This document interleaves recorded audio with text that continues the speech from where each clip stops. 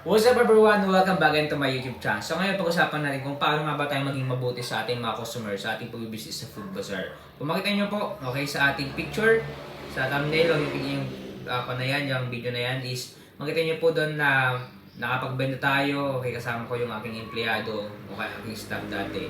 Na, ang kailangan lang natin para maging mabuti tayo sa ating mga customer is, kailangan natin na maging honest, okay?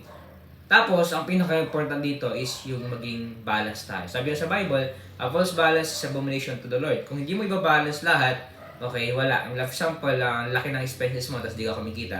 Ba't ka pa nag-business? Okay? So, dapat, dapat nag-business ka, tapos kumikita ka para makatulong tayo sa mga mahihirap. At the same time, makatulong tayo sa ating family, especially sa Panginoon. So, ngayon, ang kailangan natin is maging tayo. Okay? Maging mabuti tayong negosyante. Okay? I-balance natin lahat.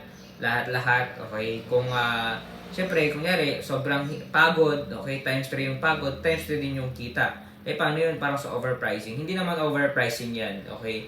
Sa experience ko okay? Kung kayo, hindi kayo nakapag-negosyo, hindi nyo pa na-try, i-try nyo para ma-experience nyo kung paano mag-negosyo. So, sobrang hirap. Okay? Kung ano yung inisip nyo mahirap din naman. Lahat naman mahirap. Pero by the grace of God is napapagtagumpayan. Kaya, maging balance tayo sa buhay natin. Alright? Bago tayo matapos, may tayong binibentang libro. Kung gusto niyo pong bumili, click lang po yung aming Facebook page official link sa description. Message lang po kayo. At papadala pa namin agad yan if you want to order this book. Salamat po and God bless.